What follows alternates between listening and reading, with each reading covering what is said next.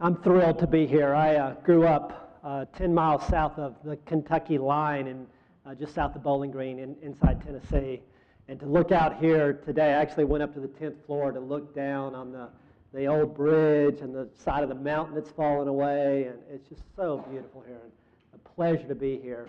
You know, Jan and I, Commissioner Hall, we have a fire that we've all been given. You can call it a conversion, you can call it whatever. We have a fire that we want to share with you today. We want you to walk out of here with. We hope you will, and we hope you'll go and share that fire with somebody who says, oh my goodness, I remember when I received the conversion from. Now, everyone in this room brings a passion. You bring a passion around behavioral health. You're a leader in community behavioral health, or you bring the passion of suicide prevention. That's not what we're looking for today. The fire we're looking for is that leaders in behavioral health take on suicide care as primary mission, as core business. I'm going to talk a lot about what that means today, how that's different. You're going to probably wrestle with that as I did when I received my conversion from others who shared that with me. Ed Coffey from the Henry Ford Health System, Eduardo Vega from San Francisco, Thomas Joyner, and others who helped us to get to where we are to have that we'd like to share. My background is I'm a licensed professional counselor. I work for Magellan Health Services. We have the contract in Phoenix, Arizona for administering the full spectrum of behavioral health services, from pharmacy and inpatient all the way through to peer-operated services, warm lines, mobile crisis. Back when I first joined the company, back 4 years ago, I had been there just for a few weeks, and I had done a lot of work in crisis intervention and suicide prevention to that point, but assumed that would not be a big part of my responsibility going forward, because my responsibility was the full spectrum of clinical and program outcomes for the behavioral health system, of which we had several hundred staff. With Magellan, the Arizona Department of Health Services had several hundred staff. How many dedicated suicide prevention staff do you believe existed among those several hundred employees? 400 or 500 employees altogether. We had one. We had more than a half. We had one, but I assumed it would not be a big part of what I would be doing. That person reported to someone, who reported to someone, who reported to someone. It was just not a huge priority. And I had been there just a few months when our CEO, Richard Clark, over the weekend took home 8 charts to study our risk management, our compliance, our quality measures. He went home and he came in on Monday morning very distraught by the fact that he had reviewed those 8 charts and found that 7 out of the 8 were the deaths of young men, ages 25 to 35, who had been receiving services in our system. And as he reflected on those charts, there wasn't anything that you would cite, there wasn't anything that would lead to some kind of corrective action, it wasn't outside of normal practice and procedure, and yet the worst possible outcome occurred in those 7 situations. And he challenged our team to begin thinking about how do we take responsibility for those who are in our care and end this issue of suicide that plagues us. How many of you have seen the book, The Emperor of All Maladies? Anyone here seen that book? Lori, it's a biography of cancer. I will assert to you today that the emperor of our behavioral health maladies is not depression or anxiety or substance use. It is suicide. And yet it's not part of the core business that we take on. This is a picture from Forbes magazine in 2010, and the name of the article was The Forgotten Patient. And you'll note that the individual on he's not off the table, he is in fact still there, but relegated to the very periphery.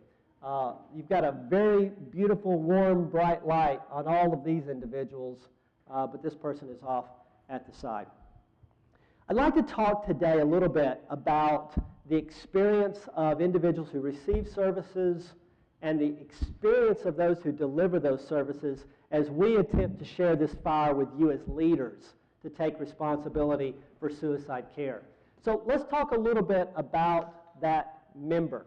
Now, let's say that I'm engaged in services with, you're a case manager. Brian, can I pick on you for a moment since you have your name tag prominent there? So Brian is my, what is he? He's my case manager, he's my counselor, my social worker, my physician, he's my nurse.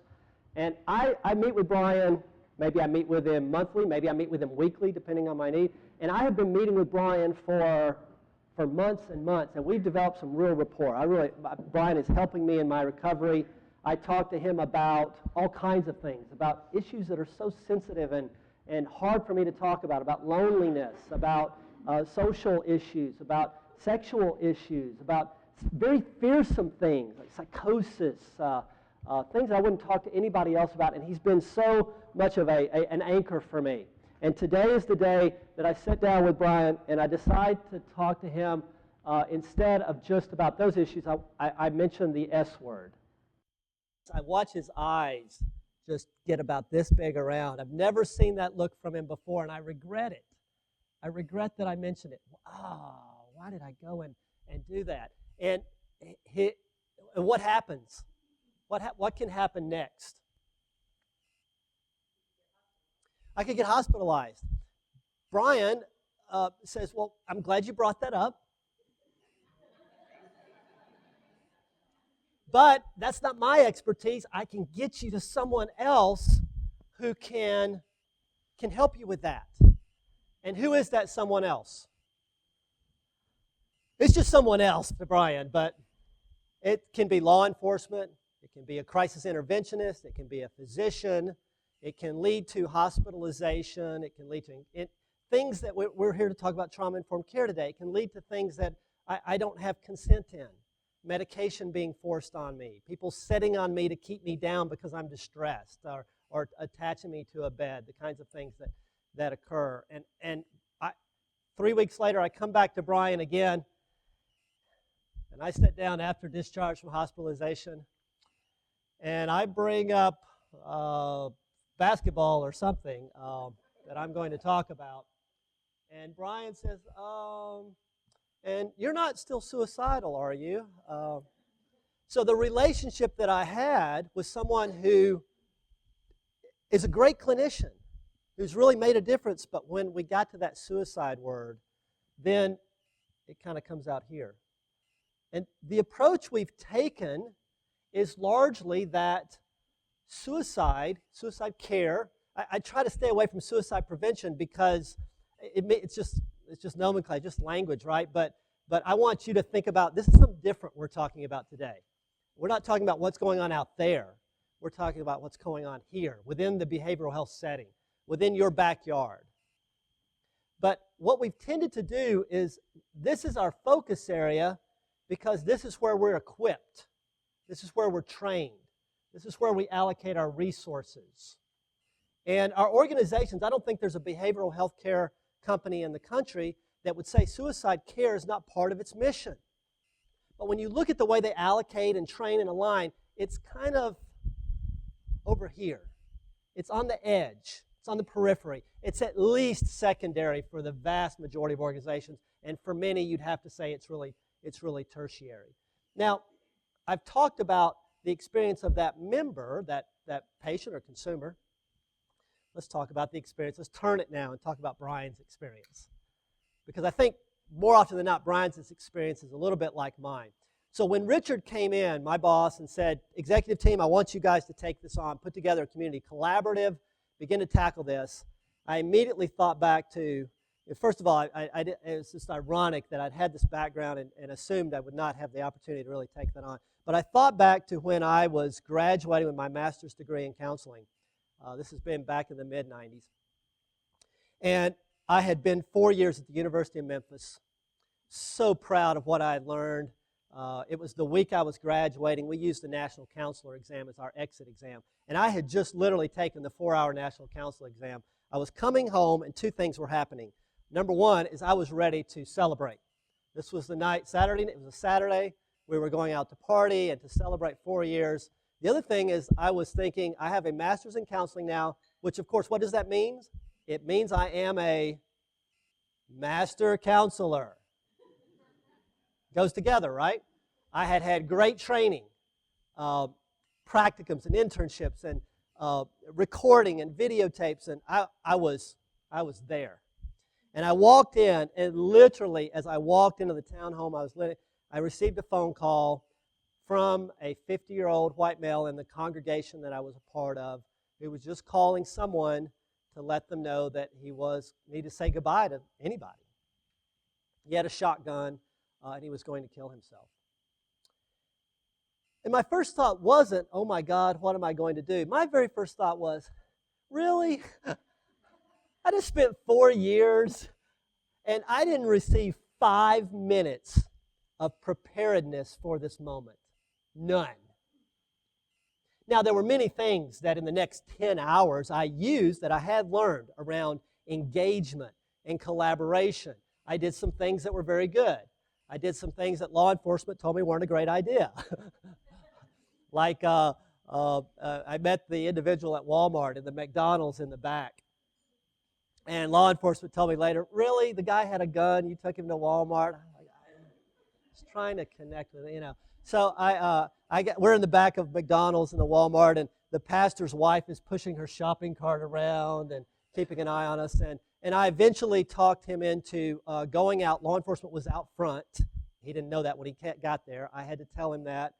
I talked him into going out. He said, look, I'll go. I'll get some treatment tonight, but you're going to go with me. I was his new best friend. And I said, okay, I'll go with you. So we went to the hospital. I got to the hospital. This is like, 2 in the morning. And finally, the psychiatrist said, I'm going to admit this guy. He's going to get some help here. And David, you're going to go out to his house and get the shotgun so that when I'm ready to discharge him, that means it's not there. And I said, I don't know where. I was out in the middle of Jackson, Tennessee. He lived at But yeah, I got home like, 6 in the morning. And I realized that, wow, how common does this occur, that people struggle with suicidality? And I went through a KCREP accredited 60-hour training, best-in-class training program with no preparation. So in 2001, we had a national strategy for suicide prevention that Barbara, where are you at, Barbara? Barbara and others helped get those strategies in each state, get a coalition going.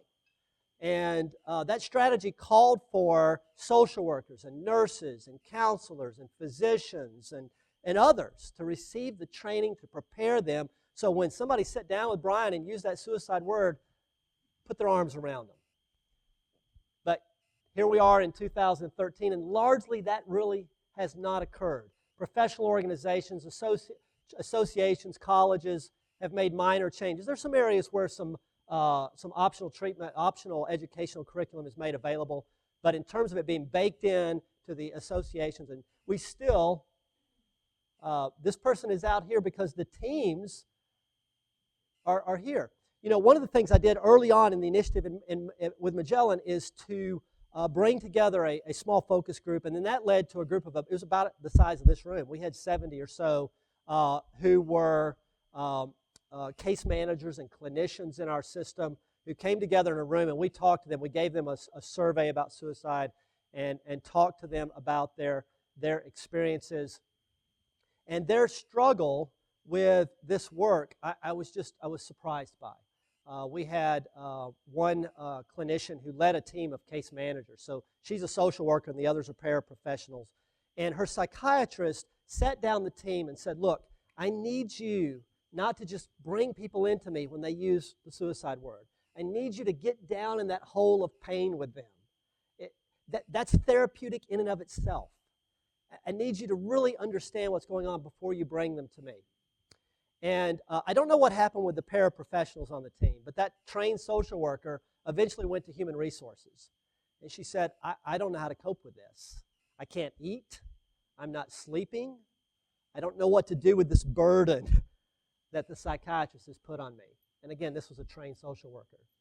So from whether we're talking about the therapists and the case managers and the physicians and nurses who work in your programs, or we're talking about the members who come to you, the fire that I'm talking about today is leaders taking on equipping your organizations, that this is part of your core mission.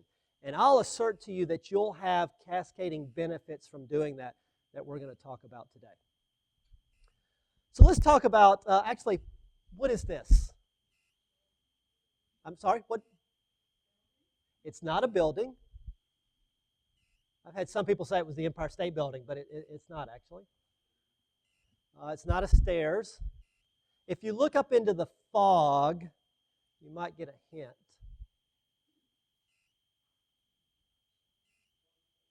It's one of the piers looking up at the tower of the Golden Gate Bridge. Who said it? Connie? It's one of the Golden Gate Bridge. Now, the Golden Gate Bridge, we're going to talk a lot about today. It's a emblematic of suicide, and over the last 75 years, there have been 1,500 deaths that we know of from this bridge. This is not the view. It's one of the most iconic places in the United States, and yet this is a different view of it. I want us to look at suicide care very differently today.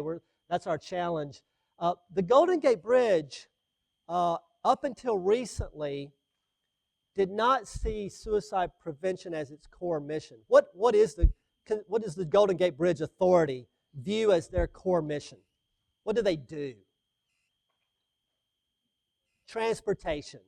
Hundreds of millions of transports have occurred across that only inlet from the north side to one of the largest cities in the United States. So it's number one, by far. They have a big second mission. What's the second mission that they have? No. Keeping it painted?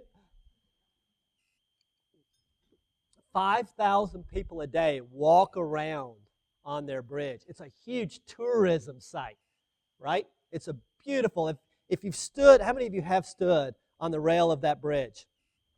And you look out and you see Angel Island and Alcatraz and the Bay Bridge in the background and the jewel that is San Francisco. It is really a stunning sight. So they have a tourism business. They do, and they have for years, considered suicide care, suicide prevention, to be part of what they do. They have trained security staff who go out to individuals, and for every person who dies there are two that they successfully take off of the apron of that bridge. For those of you who've stood next to that rail, if you climb over the rail, there is a little kind of area that you can call it the apron that you can stand on. They recently decided we're going to change that. We're going to do something different. We're going to make this a core mission, and they're putting what they're calling a system, a physical deterrent on the bridge. That where that has been done with the Empire State Building and other places where suicides have occurred frequently, what has happened when places like the Golden Gate Bridge have put in those suicide deterrent systems? What has occurred? The suicide rate has done what? It's gone to near zero. It's gone to near zero. We'll talk more about that. So what did the Golden Gate Bridge do? They made a determination that in their backyard, they were going to do something that's very different. What's their backyard? Their backyard are the people who are on their bridge. They're not going to try to solve suicide on the Bay Bridge or in San Francisco or somewhere else. Somebody else has got to do that. But for those that they're responsible for, they're going to make it a core mission. That's what they're doing. They've been going through the environmental impact study, developing the process, obtaining the funding. They're moving forward with it. My challenge in Arizona was not to solve suicide in Phoenix. We have 80,000 individuals that we care for. They're actively engaged in our treatments. Those individuals, what are we doing as leaders to equip those who serve them? I saw Captain Major. His backyard is 8,000 individuals in the reserve. And how long has it been since you had a suicide among your reserve, Captain Major? 2 years.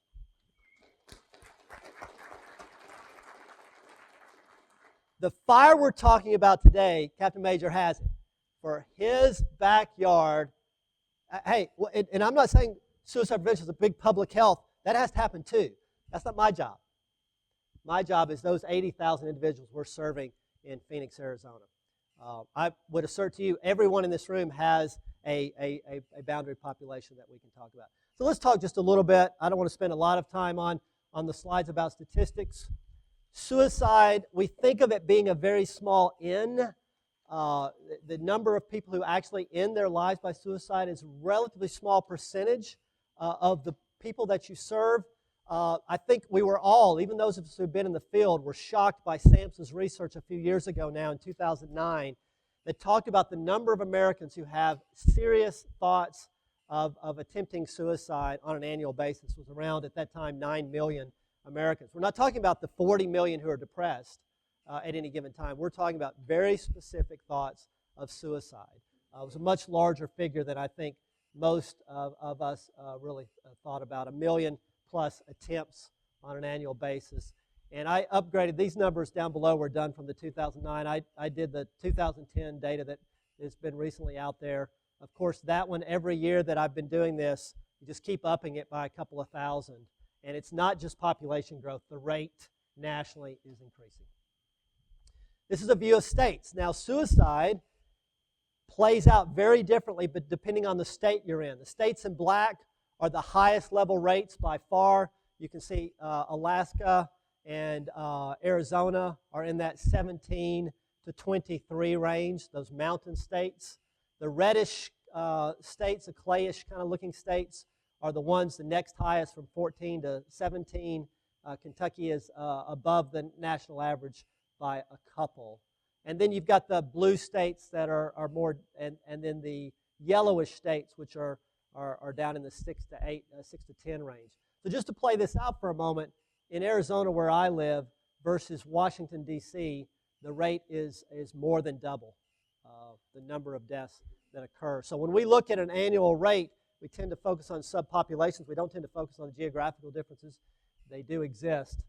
This national rate of 12.4, I was updating this last night just from a presentation I'd given before. We used to say 11.5, so that is just creeping up despite all of our efforts.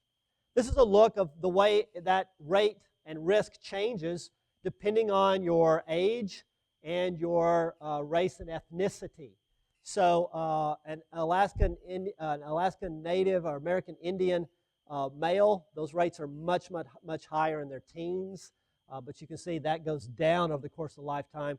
Whereas those of us who are, well, I'm not an older white male. I'm getting there. I'm in this group where our rate goes up over the course of a lifetime. And then we can see groups like African American females where the suicide deaths do occur, but phenomenally lower rates than occur with other groups. So in 2001, we had a national strategy that called for a public-private partnership that brought together leaders of systems, business leaders, faith leaders, leaders in government. That didn't happen. What we've actually had for the last 50, 60 years in suicide prevention is a small group of champions. If you think back to kind of the Greek, the battle at Thermopylae, the small little 300 who were holding the gap. People like Jan and Barbara and others who have been doing that because of their investment in this. They were, who were those groups? They were researchers this was their field. They were family members and friends who'd been bereaved by suicide. They were crisis interventionists. They were mobile crisis or crisis call center workers. It's what they did. It's been a small group, and they've done phenomenal work. But we cannot change these kinds of rates for a problem this down in and challenging without bringing our systems to bear. So in 2010, the United States government actually said it's time to put together a public-private partnership. And for the first time, this is not the director of suicide prevention or even directors of behavioral health. These are the top leaders in the country at the time. So Kathleen Sebelius, director, the secretary for the Department of Health and Human Services. At the time, Robert Gates, the head of the entire military forces in the United States. And you see Senator Smith in the background with the Garrett Lee Smith. And for the first time, we began to think about bringing together systems. And the entirety of the federal government's departments were at the table. The leaders for HRSA, and the VA, and other key groups. We broke into a number of task forces, and one of those task forces is the Clinical Care and Intervention Task Force that I had the privilege of being asked to be involved, as well as Mike Hogan, who was the Commissioner of Mental Health in New York, Connecticut, and Ohio for 30 plus years. And we were asked to do a task force on quality of care, on the interface with emergency departments and hospital discharges. And I said, that's important work. It's got to be done, but it is being done and will continue to be done. I want to do something a little different. I want to think about how behavioral health systems could refocus on intervention. And Mike Hogan said, we're not thinking big enough. We want to look at the entire primary care system, health plans, health providers, whether that's behavioral health or primary care. To this point, our initiative has really been more behavioral health, but we're building, and we'll talk a little bit more about that as we go along. So we ran a task force for actually almost the first year or so after that, where we were putting together a report. And we had the privilege of having a host of national experts. This is Richard McKeon, who's the Bureau Chief for Suicide for SAMHSA. David Jobs was in that work group. Marcia Linehan's Top Lieutenant Kate Comtois. John Draper with the National Suicide Prevention Lifeline. Lanny Berman with the American Association of Suicidology. And a number of others. As well as a partnership of 2 states. The New York State Office of Mental Health and the Magellan and Arizona Department of Health Services, and a group of key provider entities in Phoenix, Arizona. We all came together, national experts, New York and Arizona, and we began thinking about this. And there were 2 statements in that group that really were, I didn't take the fire and run with it. I fought the fire.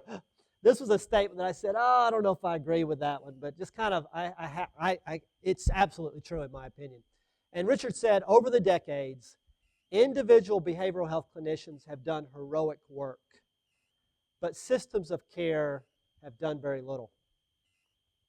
Now, let me just ask one thing. When that happens, when systems don't take it on and individual clinicians make heroic efforts, what happens when someone dies? How does the clinician view that event? Who failed?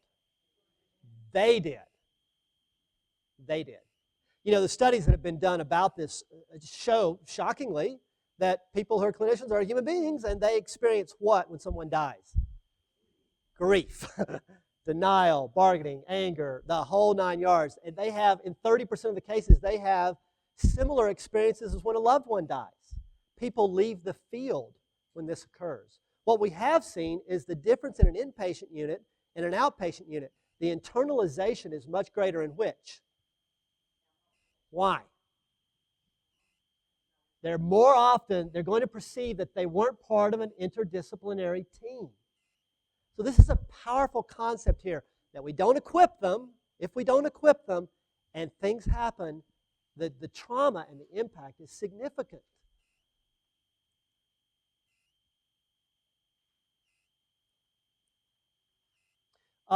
This is Mike Hogan, who was my partner on the co-lead of the task force. What he said is that suicide represents a worst-case failure in mental health care. And Commissioner Hall mentioned it at the beginning. We must work to make it a never event in our programs and systems of care. So that's where we started out with this task force. And initially our goal was to identify those tools that we could put in the clinician toolkit. So what does Brian need that he can add to his repertoire that's going to help him to do that work when somebody mentions it? That's not where we landed up. So we started out looking at programs that had worked. And actually that's shockingly few who put forth data that says they've driven down the overall rate. It's challenging. The kind of things where Captain Major is talking about, those are few and far between when you see them at the population sort of level. The U.S. Air Force, you see the yellow figures here, is probably the most famous initiative that while they were engaged in that initiative, they significantly lowered the suicide death rate among the active Air Force. We had David Litz, who had been a leader in that initiative, come in and talk about what they did. We had Ed Coffey with the Henry Ford Health System come in and tell their story. I talked about what providers in Phoenix did. We looked at some of the work of the VA and the National Suicide Prevention Lifeline. And what we came up with was this focus on a system of care and the concept of boundaried populations, of who's in your backyard, who are you responsible for.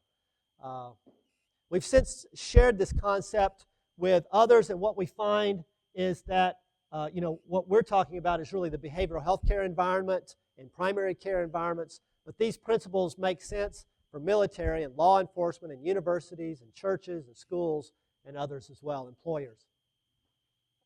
And we came up with a report, the Suicide Care and Systems Framework, which is on the Action Alliance website, which I'll share with you at the end. I think it's in your packet today. And this led us to a number of assumptions about what does that fire mean for us. It means a new view that's really different than some of the views we've had before.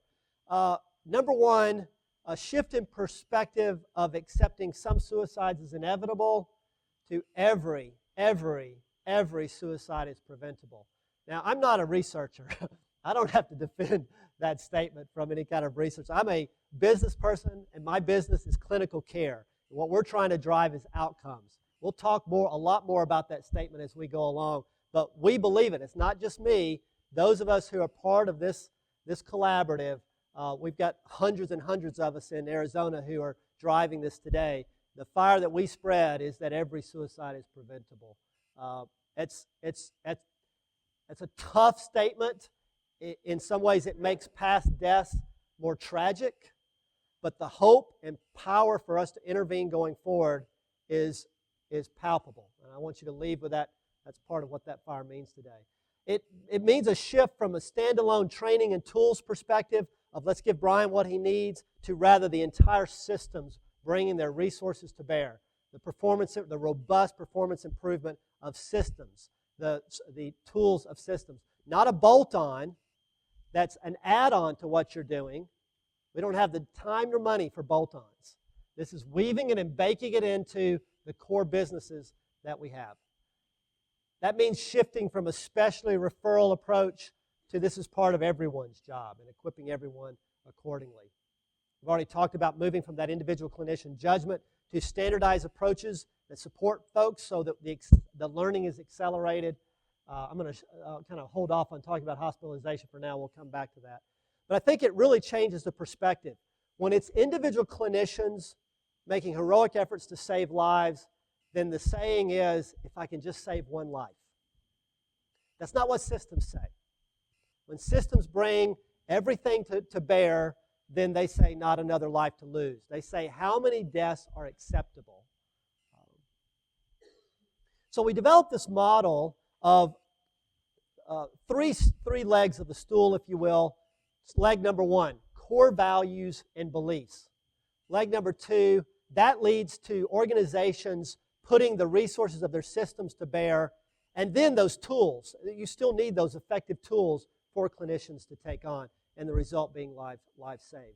Now, these approaches are used every day in the United States. They're used in business, the Air Force. We were talking about the Air Force. Let's shift to the Navy for an example. The Navy has been doing high reliability around taking 19-year-old men who are flying jets that are more powerful than anything on Earth and landing them on ships that are moving in the ocean.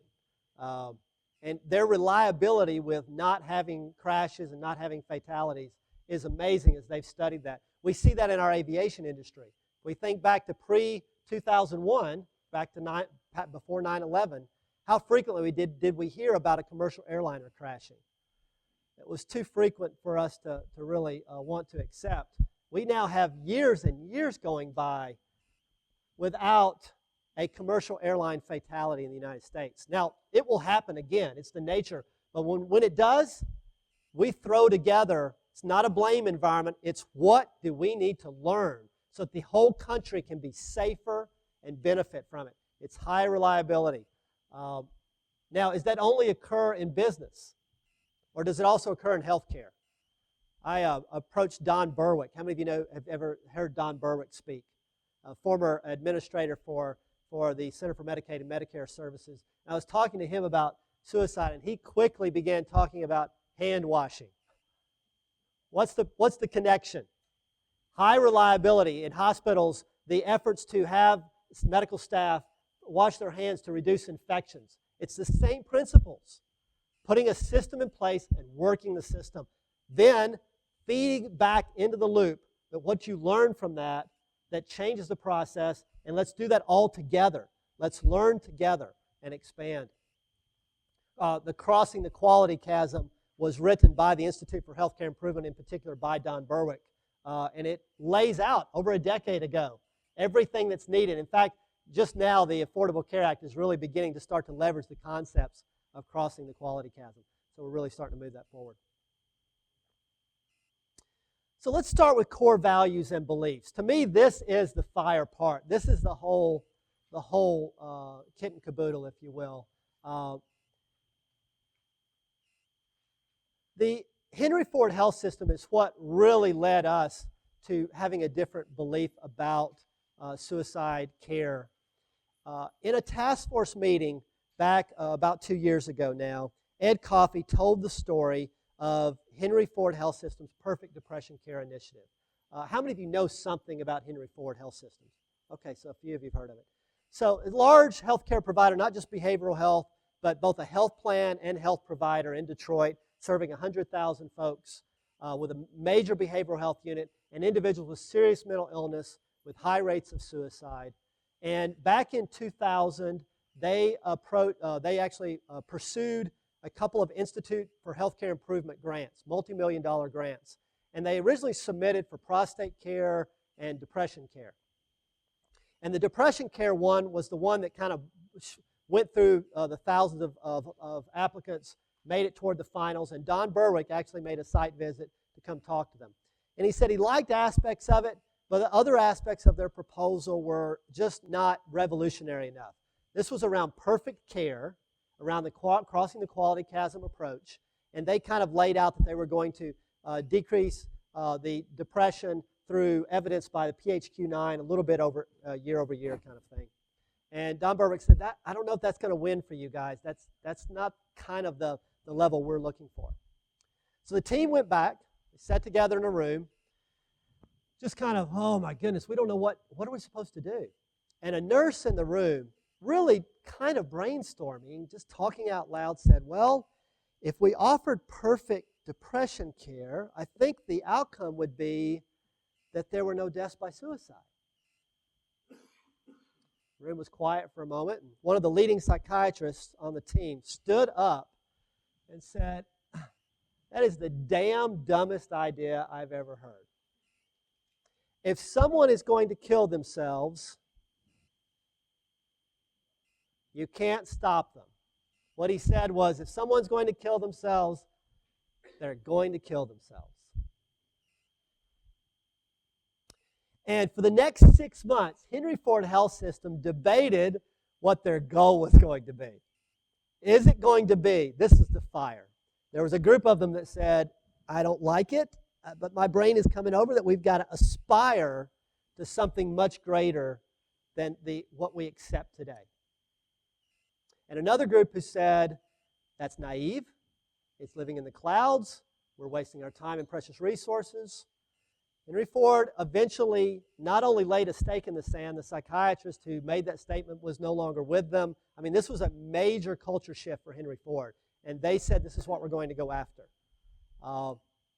They have had some really phenomenal results that have been extremely exciting and controversial, and I'll come back to those later on in the story. Now, they served a significant number of individuals with serious mental illness. Let's talk about that group for a moment. The group that they said they were going to work to make suicide a never event. What kind of risk are we talking about? You know, when I joined the Action Alliance, the first thing we did was we launched these task forces, and several of them were for high-risk groups. Alaskan Natives American Indians, for LGBT youth, for the military. Now, all of those groups do have risks higher than the general population, as do older white males. On this slide, I've taken the highest numbers I could find anywhere. Not what the rates are overall, but just the highest numbers I could find. So with the veterans and military, For example, I found where Fort Hood for a time had rates 4 times that of the general population. So I've been as far as I can go on that side.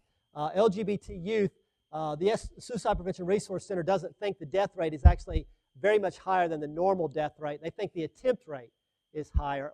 So I'm not sure. But these rates here are somewhere in the 2 to 4 times that of the general population. What is the risk for someone with serious mental illness compared with that of the general population? I've got 6 to 12. I've been monitoring the data in Maricopa County for 6 years now. I know the actual names of those who died by suicide. We have 80,000 people actively enrolled. They've never been that low, despite an international award-winning program where we're throwing enormous resources at it. The risk, I'm not going to debate, there's a lot of times when you talk about mental health and suicide, people get a little caught up because researchers don't want to equate suicide with mental health. That's not what I'm talking about at all. I'm talking about for those who are engaged in the behavioral health system in the United States, it is a fact that their risk of suicide is enormous. It's much, much, much higher. In fact, put all those groups together, that's about what the risk is, additive.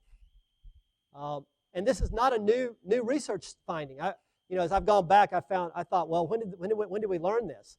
Actually, I have a peer in Phoenix who wrote an article on this 16 years ago, saying the rate was 13 times greater. He called it the hazard ratio for those with serious mental illness. Specifically those with what? Major depression, schizophrenia, eating disorders, and borderline personality disorder. It's a diagnostic fact that suicidality is part of their disorder, and yet they are also at significant risk for suicide death.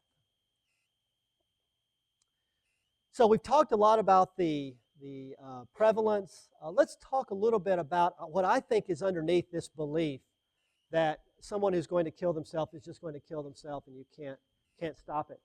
When we look at the demographics, I kind of get it. Who are the ones who attempt? They're young, they're female. We focus on Latina youth and LGBT. It looks like a totally different group than those who die. The ones who die are predominantly male, predominantly older. So you almost start to think, well, maybe it's kind of two different phenomena. And you still hear top researchers in the country talk about, well, we can't really learn much from those who attempt suicide about suicide deaths because those are two different things. In my mind, they're not two different things. They're one thing. But I think we've almost gone to the point that we think there's these two groups, Group A and Group B. Group A are those, let's go start with Group B. Group B are those who kill themselves, and Group A are those who talk about it. And so we get this concept that these individuals who actually die really couldn't be stopped because they were going to find a way to do it anyhow. And then Group A, the corollary to that is if there's a group who can't be stopped, then the other group is doing what?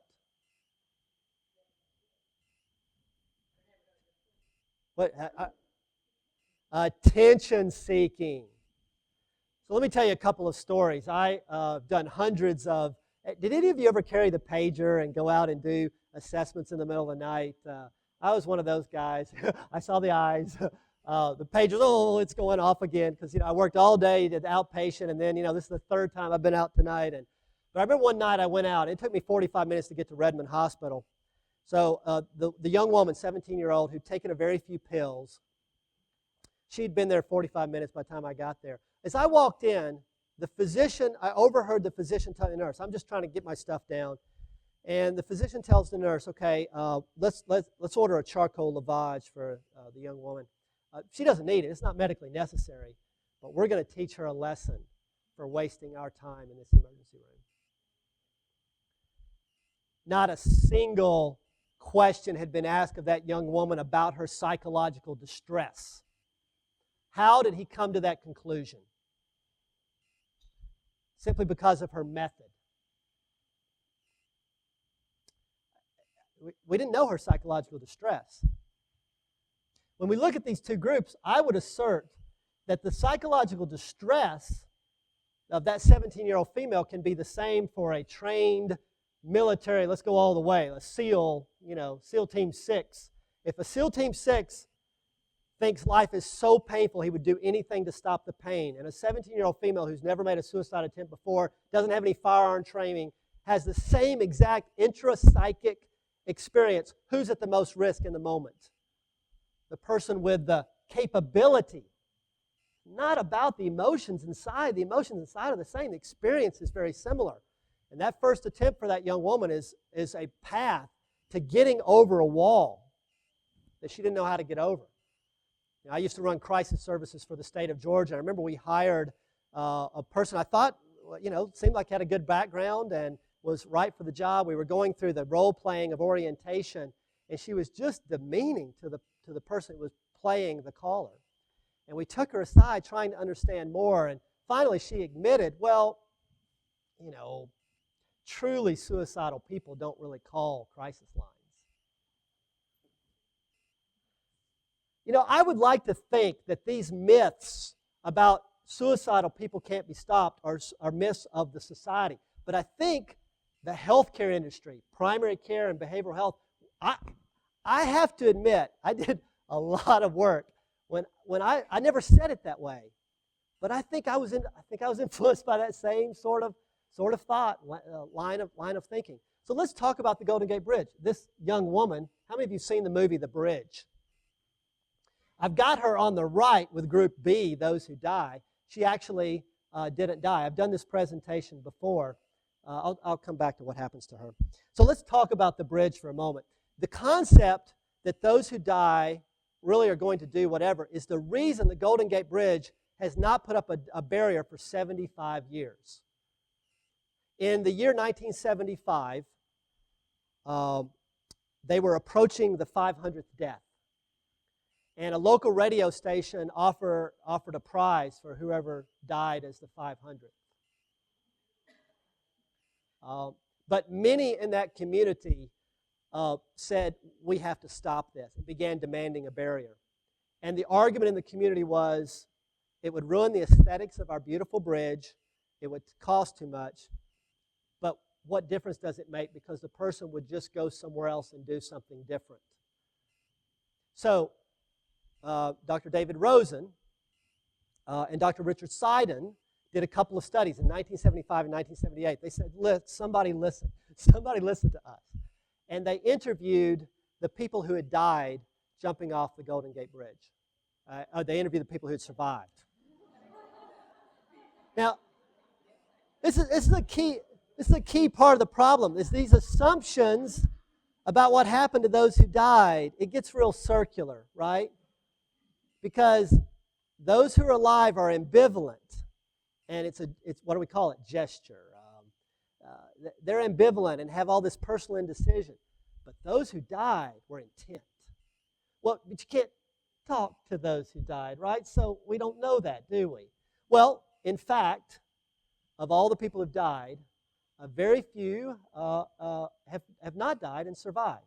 Now, jumping off the Golden Gate Bridge is actually one of the most fatal things that you can do in the world. It's more, the percentage chance of dying is higher by far than using a firearm. It's about 98% who die off the Golden Gate Bridge. So let me start with a story from the Bridge movie for those of you who haven't seen it. So Kevin Hines was 19 years old, struggling with bipolar disorder, and realizing that his life was not going to be anything like what he thought it could be or should be. And the pain was so great that he skipped a morning English class and he took a municipal bus to the Golden Gate Bridge. And he walked out and he just wrestled on that bridge, and he was crying, and a German tourist came up to him. An attractive woman came up with a camera, and he thought maybe she was going to outreach him to try, because he was clearly distraught. And she gave him the camera and said, "Would you take my picture?" And so he took her picture and gave her the camera back and said, "Screw it." And he walked over. And he knew what happened. He knew the ambivalence that people feel. So what most people do is climb across and stand on the apron and then continue to contemplate. But he didn't do that. He just threw himself over the rail. And he talks a lot about those last 5 seconds.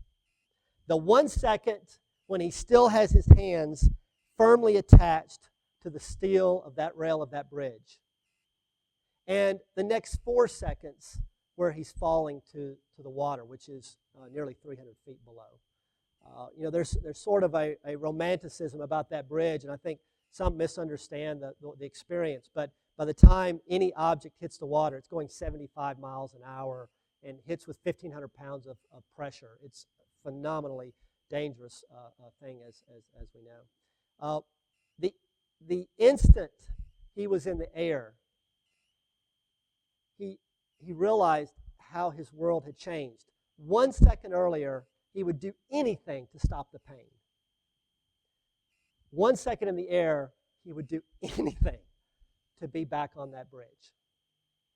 And his first thought was, I guess it's too late for that. And then his second thought was, maybe somehow I can position my body in such a way to survive this. And began to try to, he landed kind of sitting, which is the way the very few survivors who have survived. Was injured, went to the hospital, had significant injuries, but he survived. When Dr. Richard Seiden and Dr. David Rosen interviewed people, at that time back in 1975, we didn't know what happened. Literally, we didn't know, were they conscious in that 4 seconds? Did they see a bright light? Did their life pass before their lives? What actually all of them report was this slowing down of time. The brain is trying to deal with this traumatic situation, so everything just kind of slows. And the urge to be back on that bridge was there for all of them. I think what we don't understand about suicide is, if we as professionals have not been there, we don't understand two things. How many of you have read William Styron's work, The Darkness Visible? One of our best literary champions in the United States says, I struggle to convey how deep, how dark, and how painful that hole can be. So just how the metaphor of physical pain is the closest you can come to how dark that desperation and agony can be. The other thing is how resilient we are as human beings. We are here because we survive. We are here because we have deep in our amygdala, down deep in our, wired into our DNA is the mechanisms to fight, to flight. The body and the mind do not cooperate with the will to die. They're not partners in that. They're your partners. They work against the individual to the last second.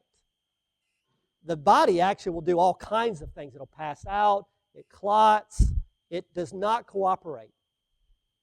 I don't know how many of you might have had a brush with death in your life, but short story, I came face to face with a 1,600-pound bull back about a decade ago. I was in a field in Dallas, Georgia, and I realized I was in the wrong field when this bull became concerned about its other cows and came charging toward me and a young woman. And we were about, from here to the captain here, away from a big tree, and the bull was about twice the distance. We all met at the tree at the same time. And the tree had a split in it. I remember at one point, I was literally this close to the bull. We were looking at each other's eyes, and that bull wanted to eat my children, is all I can tell you. And you know what? I didn't have a meeting to plan this out. I had no time for anticipation.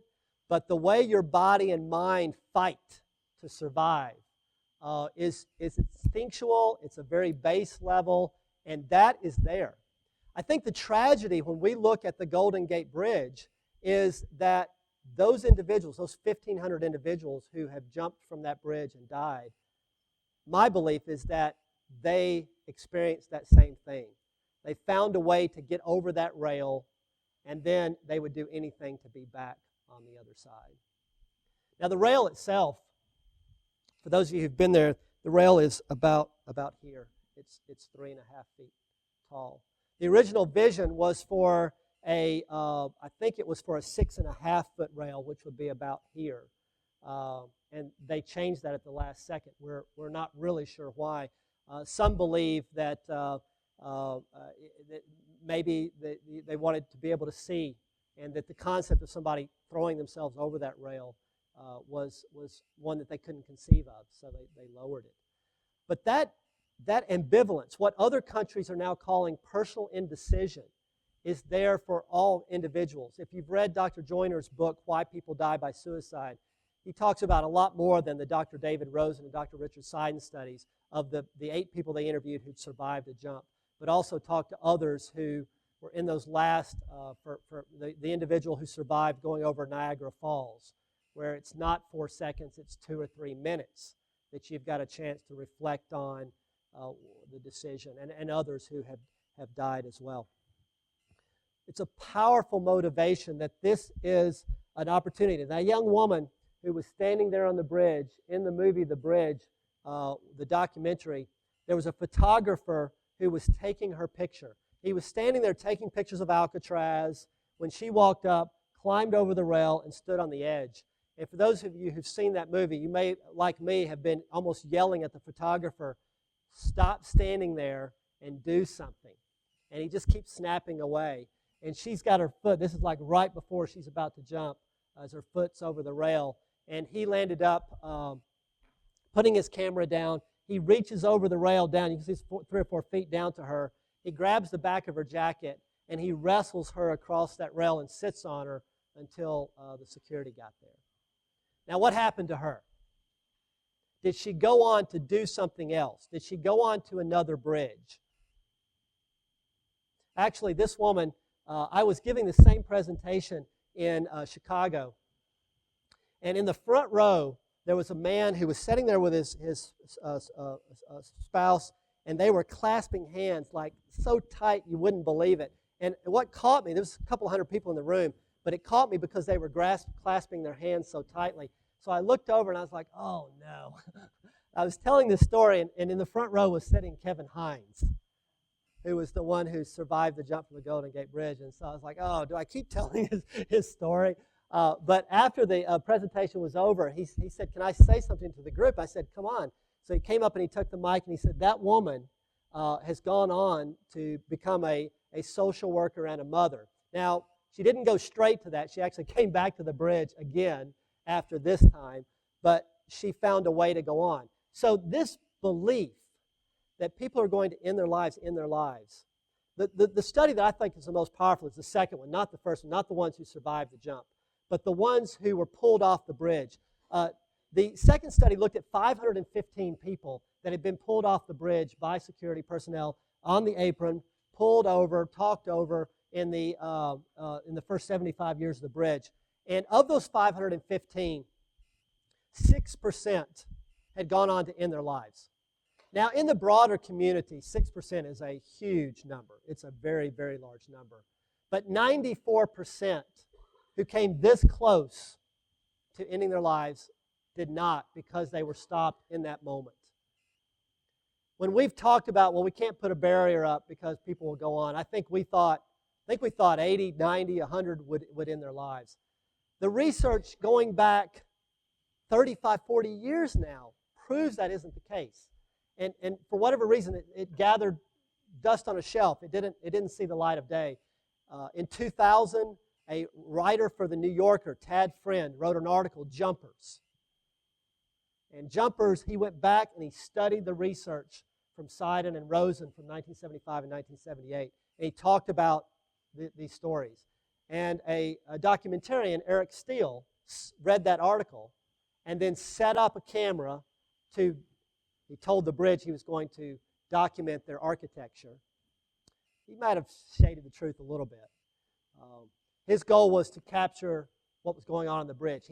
He tried to save lives where he could. He thinks 2 people were saved directly because of his efforts. But if you've been to that bridge, where he was set up and looking at the bridge, he's a mile from them as they're at the rail. And you'd be shocked if you've seen that film, how you think it would be easier with 5,000 people on that bridge every day. It's very hard to identify who's actually at risk and who's not.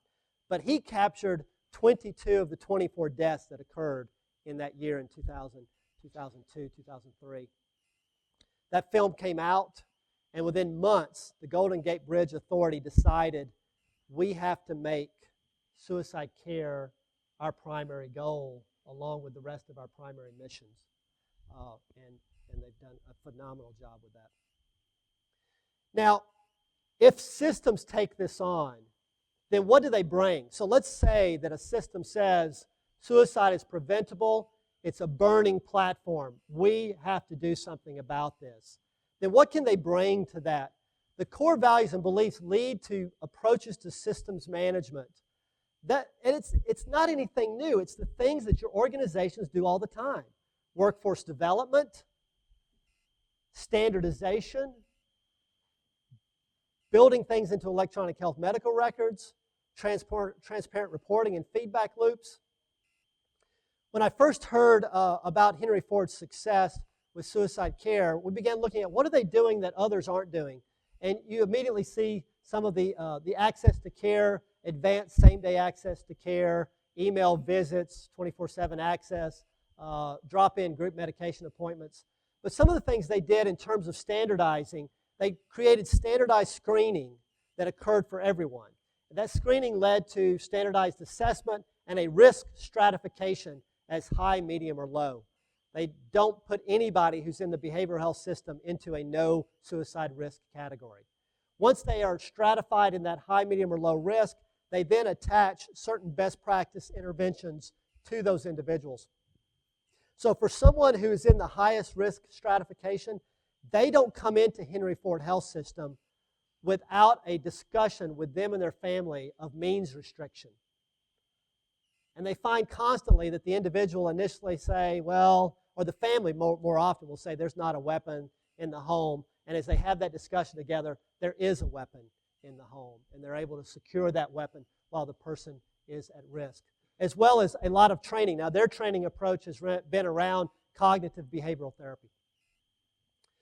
In Maricopa, we came together with a group of 12 of the largest community behavioral health providers in 2009 and began a project with, these are the key elements of our project, training all staff in suicide care, putting those same Henry Ford type models together. We asked Henry Ford for their tools, assuming that it'd be proprietary and they wouldn't share them. They shared everything. Actually, Ed's son, Justin, actually did consultation with us on a gratis basis. And we've got now a system of care for this standardization. We've adapted it somewhat for Arizona, but we have the full system network of agencies is administering that together now, and we're actually baking that into electronic health medical records. A host of other groups around how do we bring support to our staff who experience trauma in providing these supports. How do we work with families to be more engaged in care? That's a look of our logic map, which is available on our website. Now, all of this then leads to, as systems work, we start with the core beliefs, we move to systems management, and then this is kind of where we started in the very first place as we come full circle, is our task force really started with how do we create the tools and the evidence-based practices that are going to inform clinical care. Several of you in this audience are working with the CAMS model that David Jobs, he was a part of our task force, and this phrase, productive interactions between the clinical teams and individuals who are at risk. This bullet comes straight from David. We tend to look at suicide not as the emperor of all behavioral health maladies. We tend to look at it as secondary to substance use, or secondary to depression, or secondary to anxiety, instead of looking at it as something we need to treat directly and as a primary concern. Again, this is the second time hospitalization has come up. I'm going to hold that for a moment. Jan and we're putting together, along with several others, a website that will go into much more detail to have some of these tools available to you. And we're hoping to get that online in just the next few coming months. We're shooting a number of videos, including Don Berwick, Senator Smith, Ed Coffey, and others who will be included. How many of you saw the National Council special magazine, Not Another Life to Lose? So to me, that was, if you haven't seen it, the National Council magazine website. We have 160 pages. David Jobs has an article in it. Jan has an article in it. It was really, to me, this, you talked about chocolate and peanut butter, of the behavioral health community coming together with a suicide prevention field. And you've got articles from both sides as we're all weaving together and creating something new, something different, and something pretty powerful. But those tools are all going to be highlighted on that. We are working to have the Columbia Suicide Severity Rating Scale. That toolkit is going to be on the website.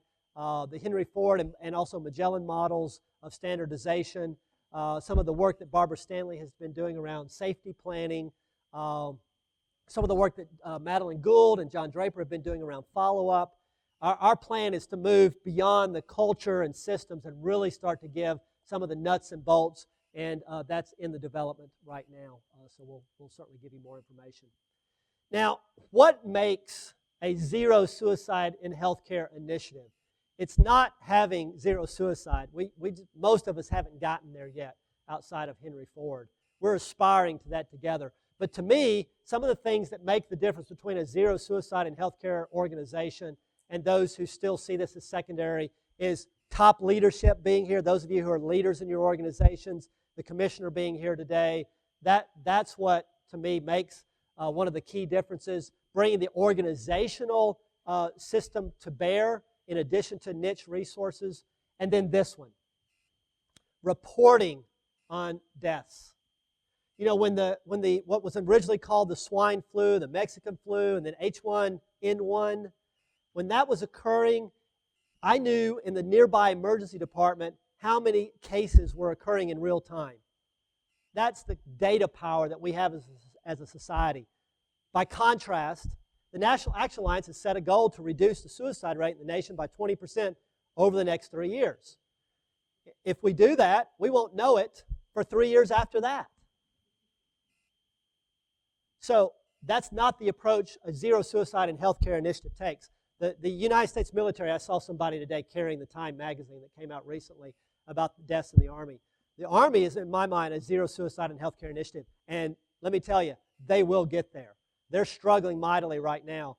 But Secretary McHugh came into our Action Alliance meeting on the second week of January last year and said, last year I had 214 deaths. Now, state governments, major organizations, Magellan, others, we've all struggled to do that. Well, we don't really know yet because we've got to get the coroner's report back, and we've got to test this one, and there's data lags, and the military's not doing that. They're reporting in real time. And if they learn something, they'll adjust. They have models in place. They're moving like this is the most important. It's part of their core mission, and top leadership from the Secretary of Defense, the Secretary of the Army, and others are dedicated to it and putting their resources on it.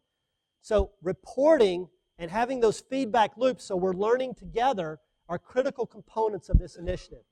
The Henry Ford Health System had phenomenal rates, 90 per 100,000 in 2000 at the baseline. In the first 4 years, they had achieved their goal of their original goal of driving it down about 75%. They received all kinds of consternation from the field in 2008 and 2009 and 2010 when they had 10 consecutive quarters, sort of like what the captain talked about, that they had no deaths. And so many in the field jumped up and said, hooray. No, we didn't. We said there's something wrong with their data. Now, they didn't, I've talked to Ed about this, and he had top people in government who came out to learn, and they didn't come out to learn, they came out to shoot holes through everything. Again, he's not doing a research project. He's got a methodology in place that he had back here, same methodology, and he's following that methodology throughout. It's the same thing we're doing at Magellan. But he's actually taken this to heart and said, how can we improve our data and make it even So now he's bumping up all of his data, doing the same thing Jan and the state here is doing, bumping up your data against the actual death data through other departments, and actually picking up they didn't have some deaths that he had. So they're making gains here. But they have put 10 consecutive quarters together. Now the first thing when that happened, after it took them 10 years, it didn't happen overnight. They worked it and learned and extrapolated and trained. You saw this death rate come down, and then it's just been at zero. Now they had another death here. So this to me is like the early years of the airline. We began to get it, and now a commercial, you still see small planes that crash. But big airliners, it's just, we are learning, and we are implementing, and we're making improvements. And when we look at what we're doing, and what Henry Ford is doing, you begin to understand everybody working together, magnifying the risk of everybody seeing that risk. So in Arizona now, when I open the electronic health medical record for an individual served in our SMI system, it pops right at the beginning, a graphical view of high, medium, or low suicide risk, as well as some stratification around physical health and behavioral health. This is our data in Arizona. It has not dropped as precipitously as the Henry Ford. The blue columns are the overall for everyone, those in the child system, those in the general mental health and substance abuse system, as well as those who are SMI. It's dropped around 50% overall. In the SMI system, it's dropped around 30%. So we still struggle with this. And 30% drop, this is still an extraordinary number of individuals who are dying. So our goal is to make this a never event, and we have literally hundreds and hundreds of partners. This is no longer a suicide prevention coalition group coming together and trying to make a difference. This is our suicide prevention coalition group and our behavioral health care providers, our State Department of Health, the regional behavioral health authorities, our health plans, all coming together as a large collaborative working to make a difference. Literally 2 weeks after we published the Suicide Care and Systems Framework, The Lancet talked about a UK study finding the same kind of systems approach. In England and Wales, community mental health centers who implemented at least 6 of these 9 systems approaches landed up seeing lower suicide rates. So again, this is something that's been going on other places. Now, one of the things that we hypothesized when we started this, what if we equipped Brian? Equipped him so much so that he wasn't scared to talk about suicide anymore than he's scared to talk about depression or anxiety or psychosis or sexual issues or anything else. If we did that, not only would it be a great thing to do, would it impact the cost of care? What do you think? What happens when Brian doesn't have those skills and he passes to somebody else? We throw people into a stream, and that stream has a current all of its own. And you can swim that way in the stream, or you can swim that way in the stream. Which way are you going to go? You're going to go this way. Then it's not just about your clinical presentation. There are policies and procedures and risk aversion and liabilities and a host of other things as you get into that water.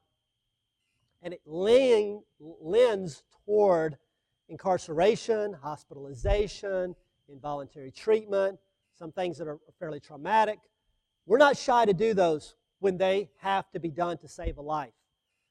But if Brian doesn't have the training, is it possible, not only are we not getting great outcomes, but that we're hospitalizing folks at a level that is not necessary? There's a hypothesis we didn't know. This is the graph for our assertive community treatment teams. These are the teams, not only are they serving individuals with serious mental illness, they're serving those at the highest level. It's about the top 15% of acuity and lower functioning among those with SMI in our system in Phoenix. We have 15 assertive community treatment teams serving 1,500 people. Their hospitalization admissions per 100 recipients was up in this 7-ish range going into 2010. This is when we started our initiative to the first year, and I'll come back to this in a little while. You'll see the trainings that were going on during this time of the drop. And you can see it actually has corrected a little bit. It's not as low as it got, but it's kind of settled on this new line. It's a new norm. We're still hospitalizing folks on ACT. Still occurring relatively frequently. It's half what it was before. So how much trauma have we reduced in this process? How much have we improved the outcomes? And I actually know the savings on this because I know how much we pay for every one of those inpatient days. This is tens of millions of dollars that we're able to reallocate into. Lori, you're shaking your head. Lori and I used to work together. This is tens of millions of dollars. And we get that for not a new program that we added on top, but taking our existing system and equipping it to do this work. So together, we now have a growing collaborative of folks who have this fire together. Jan is one of the leaders in that group, and I had the privilege of meeting with Jan and Dr. Brenzel and now meeting Dennis. Kentucky is contributing at a national level. When we first wrote the Suicide Care and Systems Framework, my first thought was we have an innovation model that we have this new innovation that they're going to be these early adopters of. And we really quickly realized that's not what we have at all. What we have is a set of basic ideas, and what we need are innovative partners. We need people to help us get this to the point that it eventually will be that. And that's what we have with Kentucky right now in the leadership here. We now have Arizona and New York State that I mentioned earlier are now joined by Kentucky and Texas. We've been working together for over a year now with Kentucky and Texas. And there's a group of those four, the National Council for Behavioral Health, the Suicide Prevention Resource Center. We're coming together and talking about how do we spread the word and how do we equip leaders to take on suicide care as primary mission. And realize that it's not just benefits you'll get with suicide care, it's benefits that you'll get from a cost standpoint for systems. And what if Brian has the confidence to talk to me not just about depression and anxiety and psychosis, but now suicide as well? Are there cascading benefits to the engagement and collaboration in patient care? Is there a power to that he's going to have a better confidence in his job and more retention of your staff in those positions? That's what we're working together on, and our states are coming together. So right now you see Arizona, New York, Texas, and Kentucky. In literally the last few weeks, Centerstone America, which is a large community mental health provider in Tennessee and Indiana, they have been working on, they're calling it Zero Suicide in Healthcare Initiative. They've been working on it for a year and a half by themselves. And now they realize this new collaborative's in place. They want to be a part of it. So they were doing this as well. This is the zeitgeist that is happening alongside us, as well as Utah, with some suicide prevention leaders there, along with the Department of Behavioral Health, who are wanting to come together. What we did initially is a workforce survey. Many of your organizations took part in that survey. We now have 22,000 responses from the workforce, the behavioral health care workforce. We have a sense of how people feel about this, not just of those who are in the work, but counselors, social workers, physicians, nurses, administrators, etc.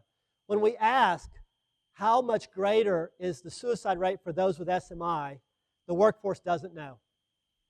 A random group will say 6 times. You can see most say 1, 2, 3, or 4 times.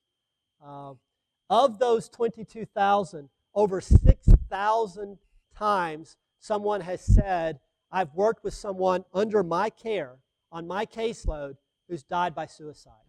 And for that group, almost half of them say it's happened more than once.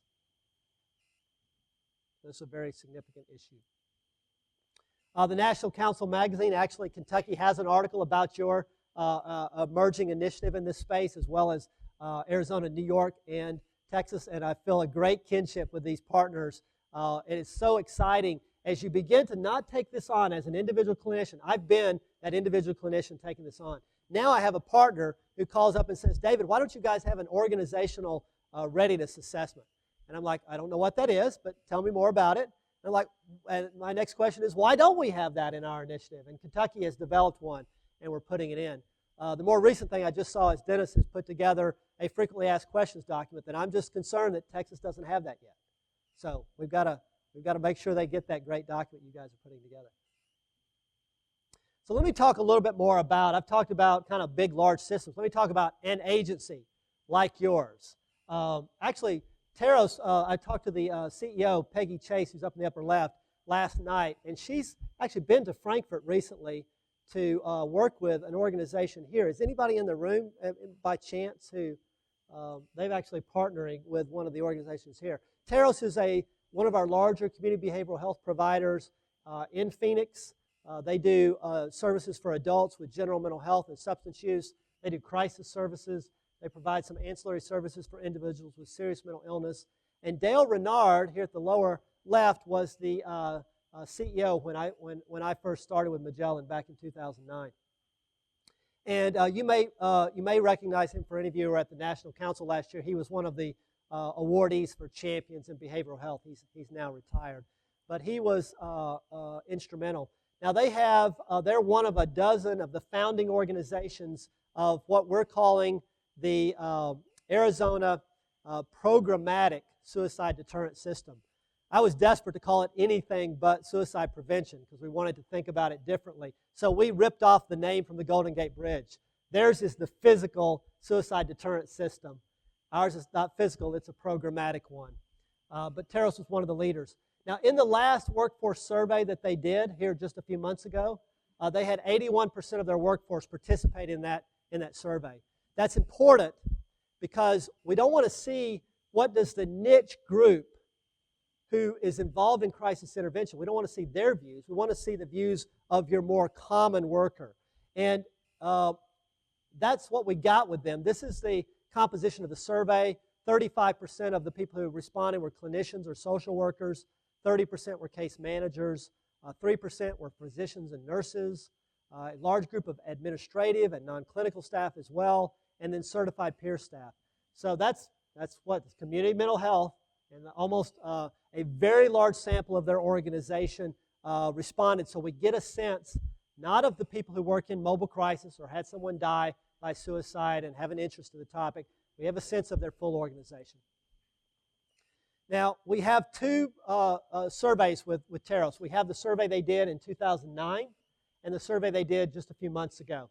And in 2009, that little yellow group, 11% of the agency reported that they had specific suicide care training.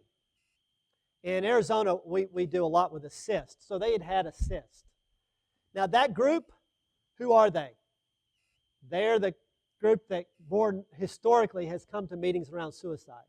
They have a family member, they're working on a crisis hotline, etc.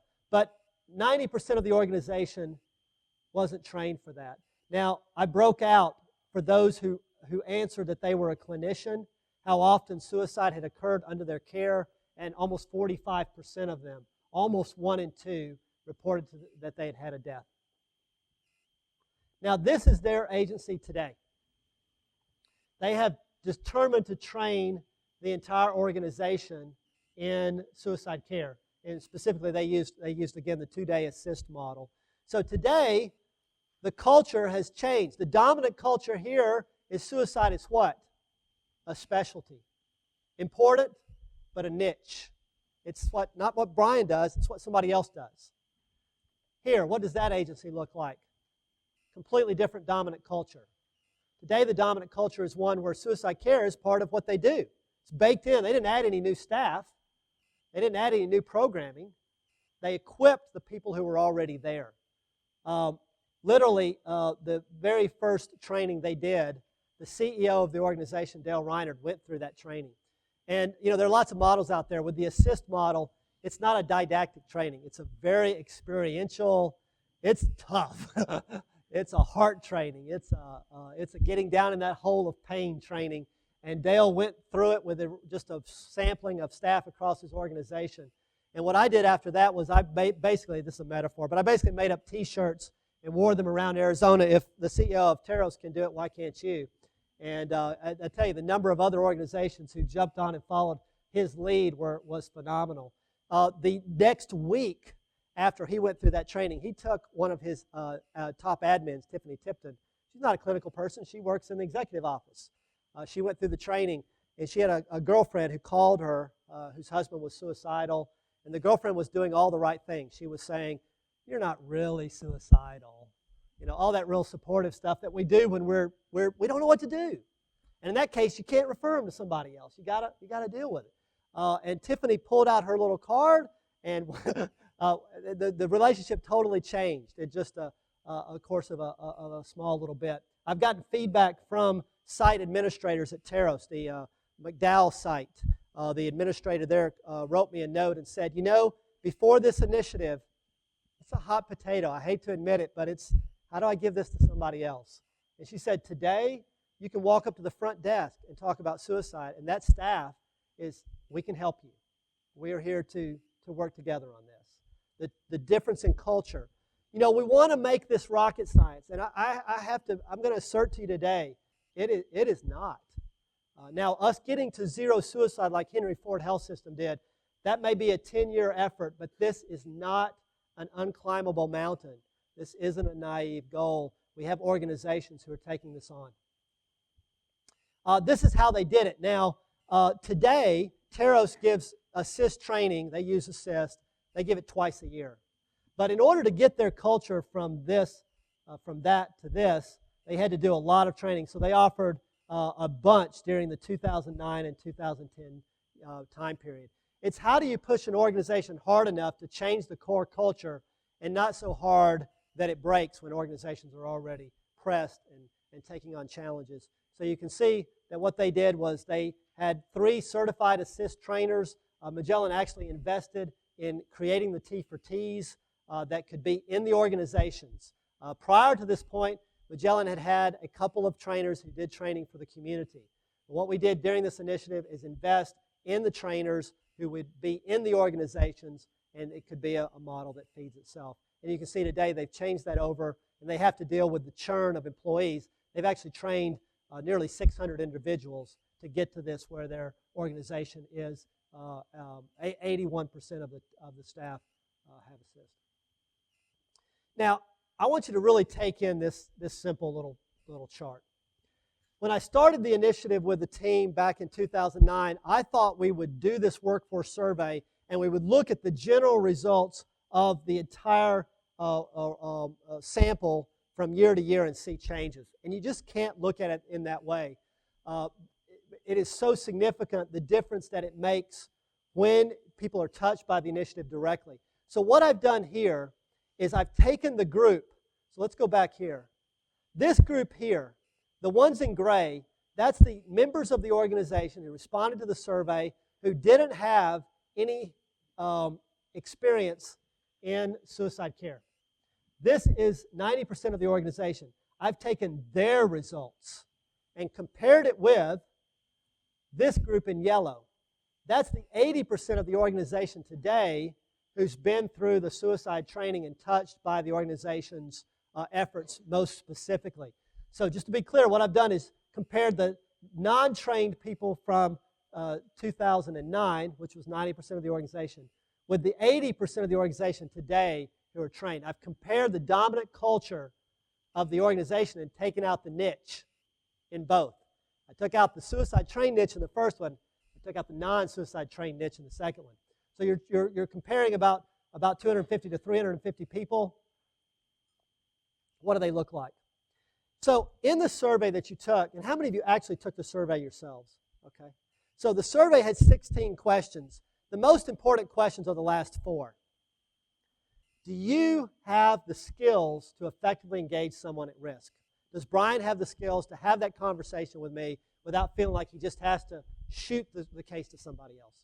Do you have the training to do this work? And number 3, do you have the supports? Do you have the supervision to do this work? So those 3 questions are for me the heart of this. And the way I've kind of broken this up, because there's lots of permutations that can come out of that, is these columns over here are those who said at least agree. They said agree or agree and completely agree to all 3 of those questions. So all of those questions, they said, yeah, pretty much, I think I do. I have the supports, I have the training, I have the skills. The backside are those who said disagree or greater to all three of the questions. They said disagree, completely disagree to training, skills, and supports. And then the middle group are those who, there's a lot of permutations in the middle. I don't know, I agree to this one, I disagree to that one. Actually, given all the permutations, this is a very small sample here. This is a more polar situation than we want. We want to think this is kind of diverse. It's really not. When we started, that group, prior to the intervention, this is the organization before they started. About a little more than a third of those at Taros said, yeah, I don't need an initiative. I kind of know what I'm doing, and I have the supports to do it. Almost not quite a third said, definitely not. I don't have any of that, and I don't know what I'm doing. And 37% said they don't know to one of those or disagree to one of those or two of those or some combination. After training folks in suicide care, the agree group grows to 86%. And the most powerful thing to me is the I disagree with everything group, which drops to 2%. This occurred really over a 1.5 year period of time. This didn't take 10 years to do. Now, they haven't erased suicide in their organization, but what they've done is taken the Bryans who said, wow, I'm going to be sick. I'm going to contact HR because I can't sleep. And they now are saying, I'm all in. And somebody mentions suicide, and they're like, let's talk. Now, I don't know yet if our organization is as effective as we need to be, but the confidence of people to have those therapeutic discussions is moving forward strongly. This is the data, and I won't go into all the detail here, but this is from the full survey that we did in Maricopa, the difference between the 1,400 who still haven't been specifically trained and the 1,300 who have. So in our full survey, we've gotten to around the 50% range, and these are the opposite sides of the equation. It's basically those who, the higher numbers are, they disagree, they don't know. So you'll see this is for skills, 60% said, I don't have the skills. And after going through the training, 8% say they don't have the skills for the full gamut. Now, why did it take us as long as it did to get to where we needed to be around beginning to take this on? I think one of the reasons is we still don't have individuals with lived experience informing this process as powerful as they could. And I think the potential for people who, like Eduardo Vega, who has made suicide attempts in the past, who struggled with serious mental illness, and now is one of the national leaders around voice and participation. I still serve on too many steering committees where Eduardo is the token consumer. He's the token person who brings a background of struggling with that agony, of working with that indecision, of understanding it in a way. We've had champions, but they haven't, by and large, had lived experience, or they haven't talked about their lived experience. Many of you probably saw the New York Times piece on Marsha Linehan when she said, well, gosh, I understood this so well because I actually was in several state hospitals and made multiple attempts on my own life. She hadn't talked about that for many, many years. So I'll end with this is a website, and it's called Zero. The website is zerocancer.org. It's about the project to end prostate cancer. Nobody stands up, which I have actually had at multiple meetings. I met with the Rotary in Phoenix, and a woman stood up and she said, bless your heart, what a nice sentiment. Not in the real world, but, a kind thought. But nobody does that when you talk about zero prostate cancer. Now, 30,000 men died of prostate cancer last year. So this is in the same realm as suicide. So why don't we become very upset about talking about zero cancer in the area of prostate cancer? What's the difference? What do we believe about prostate cancer? if you get it early enough, there are strong interventions to prevent death. That's what we believe about prostate cancer. We believe that about suicide and suicide care. And if you don't believe that today, I urge you to wrestle with it. And if you don't believe it after that, I urge you to sit down with people who have struggled with the pain that is so great they would do anything to end it, and trying to get over a wall that is, frankly, is a fearsome and high wall.